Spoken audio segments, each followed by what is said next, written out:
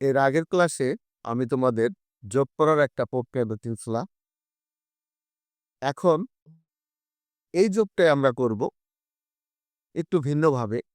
দেখো, তুমি এখানে সবকিছু ঠিক থাকবে, শুধুমাত্র এই অংশটা বাদ যাবে। এই অংশটা বাদ যাবে। এখানে আমরা দুটো করে সংখ্যা দিয়েছি লিখব। যেখান থেকে পৌনঃপুনিক শুরু হয়েছে, এখান থেকে শুরু হয়েছে, আমরা দুটো বেশি লিখব। এখানে দুটো বেশি লিখলাম, এখানেও দুটো লিখব 9 2, এখানেও 4 1। এই দুটো করে সংখ্যা এখানে আমরা বেশি লিখে রাখলাম। দুটো করে সংখ্যা আমরা এখানে বেশি লিখে রাখলাম। এখন আমরা যোগ করি। এখন আমরা যখন যোগ করব, 6 2 8, 8 আর 1 9, হাতের হলো 1, 6 4 10,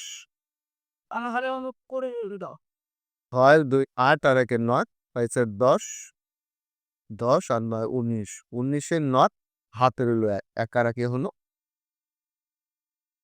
হাতের হলো 1। তাহলে এখানে 6 3 9 কে 10, 10 আর 2 12 2, হাতের হলো 1, 9 কে 10 16, 17 7, হাতের হলো 1। তার পরবর্তীগুলো ঠিক আছে। দেখো, আমরা দুটো করে সংখ্যা বাড়তি লিখলাম। এই 6 6 এখানে লিখেছি, 9 2 এখানে লিখেছি, 4 1 এখানে লিখেছি। তারপরে আমরা যোগ করেছি। যোগ করার পরে এখন তুমি কি করবে? এখন তোমার কাজ কি? এখন তোমার কাজ হলো যে এ দুটো সংখ্যা আমরা উত্তরে লিখব না। তাহলে আমাদের উত্তরটা হবে এটা। অনাবৃত অংশের অঙ্ক সংখ্যা 2টি, আবৃত অংশের অঙ্ক সংখ্যা 4টি। তাহলে তাহলে আমাদের উত্তর হবে এটা। এটা আমাদের উত্তর হবে। এটা বাদ দিয়ে দিলে।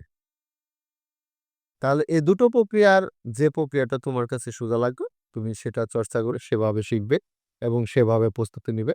ভালো থেকো। ধন্যবাদ।